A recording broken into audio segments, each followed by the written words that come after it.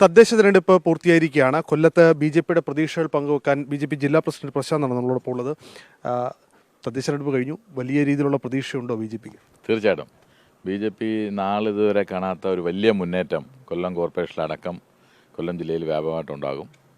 അതിൻ്റെ സൂചന 10-ാം തീയതി ഫലം വരുന്ന സമയത്ത് നമുക്ക് നേരിട്ട് വ്യക്തമാകും. കൊല്ലം കോർപ്പറേഷനാണ് ഏറെ ശ്രദ്ധയുള്ളൊരു സ്ഥലം. പ്രത്യേകിച്ച് അവിടെ കഴിഞ്ഞ തവണയൊക്കെ കോൺഗ്രസിനൊപ്പം തന്നെ കൗൺസിലർമാരുണ്ടായിരുന്നു. ഇത്തവണ ഇങ്ങനെയായിരിക്കും. കൊല്ലം കോർപ്പറേഷനിലെ ഏറ്റവും പ്രധാനപ്പെട്ട ഒരു നിർണായക ശക്തിയായി ബി.ജെ.പി മാറും. ആര് ഭരിക്കണമെന്ന് ബി.ജെ.പി തീരുമാനിക്കുമെന്നാണ്? ആര് ഭരിക്കണം എന്ന് ബി.ജെ.പി തീരുമാനിക്കുന്ന നിലയിലേക്ക് മാറും. അത്ര വലിയ കോൺഫിഡൻസിന് പിന്നിലുള്ള കാര്യം അത് നമ്മൾ ആദ്യമേ തന്നെ നമ്മുടെ തെരഞ്ഞെടുപ്പിൻ്റെ പ്രചരണ പ്രവർത്തനങ്ങൾ വളരെ നേരത്തെ തന്നെ ആരംഭിച്ചിരുന്നു.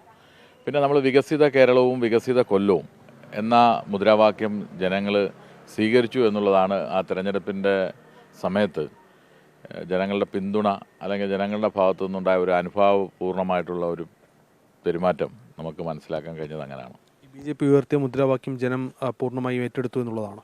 തീർച്ചയായിട്ടും ബി.ജെ.പി ഉയർത്തിയ മുദ്രാവാക്യത്തോടൊപ്പം തന്നെ കേന്ദ്ര സർക്കാർ നടത്തിയിട്ടുള്ള പദ്ധതികൾ ഇപ്പോൾ നോക്കുന്ന സമയത്ത് കേന്ദ്ര സർക്കാരും അല്ലെങ്കിൽ ബി.ജെ.പി ഭരിക്കുന്ന സംസ്ഥാനങ്ങളും തദ്ദേശ സ്ഥാപനങ്ങളൊക്കെ നോക്കുന്ന സമയത്ത് അവിടെ ഒരു സമാനതകളില്ലാത്ത വികസന പ്രവർത്തനങ്ങൾ അവിടെ എല്ലാം നടക്കാറുണ്ട്. കൊല്ലം കോർപ്പറേഷൻ വലിയ വിജയം ഉണ്ടാവുമെന്നല്ല, പക്ഷേ ആര് ഭരിക്കണമെന്ന് ബി.ജെ.പി തീരുമാനിക്കും എന്നുള്ളതാണ്. നിർണായക ശക്തിയായി ബി.ജെ.പി മാറും.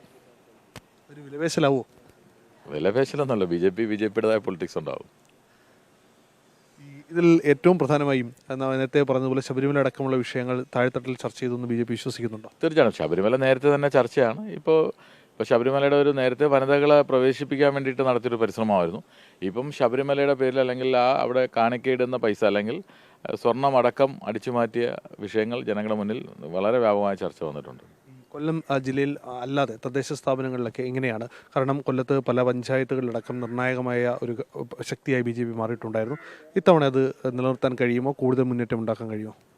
ഇത്തവണ നിർണായക ശക്തി എന്നുള്ള വാക്കല്ല. ഇത്തവണ നമുക്ക് മനസ്സിലാക്കാൻ കഴിഞ്ഞിട്ടുള്ളത് നിരവധി പഞ്ചായത്തുകൾ കൊല്ലം ജില്ലയിൽ ബി.ജെ.പിക്ക് ഭരിക്കാൻ കഴിയും.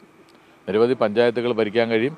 അതോടൊപ്പം തന്നെ ജില്ലാ പഞ്ചായത്തിൽ ആദ്യമായി ബി.ജെ.പി അക്കൗണ്ട് ഓപ്പൺ ചെയ്യുന്ന ഒരു തെരഞ്ഞെടുപ്പായിരിക്കും ഈ തെരഞ്ഞെടുപ്പ്. ആണെങ്കിൽ സ്വാഭാവികമായും CPM കോൺഗ്രസ് വോട്ടുകൾ കൂടി ബി.ജെ.പി കിട്ടിയെന്ന് വേണ്ടി അനുമാനിക്കാൻ? അല്ല, ഈ ഭരണത്തെ വെറുത്തിട്ടുള്ള ആൾക്കാരുണ്ടാവുമല്ലോ സ്വാഭാവികമായും. അപ്പോൾ അവരുടെ ഭാഗത്തുനിന്ന് ബി.ജെ.പിക്ക് അനുകൂലമായ ഒരു നിലപാടുണ്ടായിട്ടുണ്ട്. ഒന്നുകൂടെ ക്ലാരിറ്റി ചോദിക്കുന്നു. അതായത് കോൺഗ്രസ് CPM വോട്ടുകൾ കൂടി തങ്ങൾക്ക് കിട്ടിയിട്ടുണ്ടെന്നാണോ ജില്ലാ പ്രസിഡന്റ് പറയുന്നത്? അല്ല, എല്ലാ രാഷ്ട്രീയ വിഭാഗത്തിൽപ്പെട്ടവരും നരേന്ദ്രമോദിയെ അംഗീകരിക്കുന്നവരുണ്ട്. അതോടൊപ്പം കഴിഞ്ഞ 10 വർഷക്കാലത്തെ സംസ്ഥാനത്തിൻ്റെ ഭരണം. അപ്പം അതുകൊണ്ട് തന്നെ ഇപ്പോൾ CPMലുള്ളവരും വികസനം ആഗ്രഹിക്കുന്നവരുണ്ട്, കോൺഗ്രസ്സിൽ വികസനം ആഗ്രഹിക്കുന്നവരുണ്ട്, അല്ലെങ്കിൽ ഈ പറയുന്നതൊക്കെ ശബരിമല അടക്കമുള്ള വിഷയങ്ങളിൽ എതിർപ്പുള്ളവരുണ്ട്. അവരൊക്കെ സ്വാഭാവികമായി ബി.ജെ.പിക്ക് അനുകൂലമായി ചിന്തിച്ചിട്ടുണ്ടാവും. തദ്ദേശ സ്ഥാപനങ്ങളിൽ ഈ ഗ്രാമപഞ്ചായത്തുകളിലടക്കം എത്രയിടത്ത് ഭരിക്കാൻ കഴിയുമെന്ന് വിശ്വാസമുണ്ട്? എത്രയിടത്ത് ശക്തി തെളിയിക്കാൻ കഴിയുമെന്ന് വിശ്വാസമുണ്ട്? കൊല്ലം ജില്ലയിൽ 10-ലധികം പഞ്ചായത്തുകളിൽ ബി.ജെ.പി ഭരിക്കും. ഒരു ബ്ലോക്ക് പഞ്ചായത്ത് ഭരിക്കാൻ കഴിയും.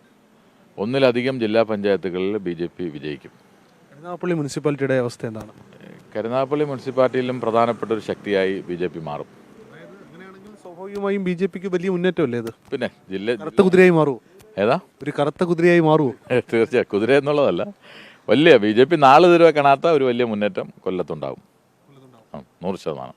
പക്ഷെ വലിയ ആത്മവിശ്വാസമാണ് ഇടത് വലത് കേന്ദ്രങ്ങൾ മുന്നോട്ട് വെക്കുന്നത്. ഇല്ല, അത് പോളിംഗ് ദിവസം സമയത്ത് ഞാൻ ഏതാണ്ട് നിരവധി വാർഡുകളിൽ ഇപ്പം കോർപ്പറേഷനിലും പഞ്ചായത്തുകളടക്കം യാത്ര ചെയ്താണ്.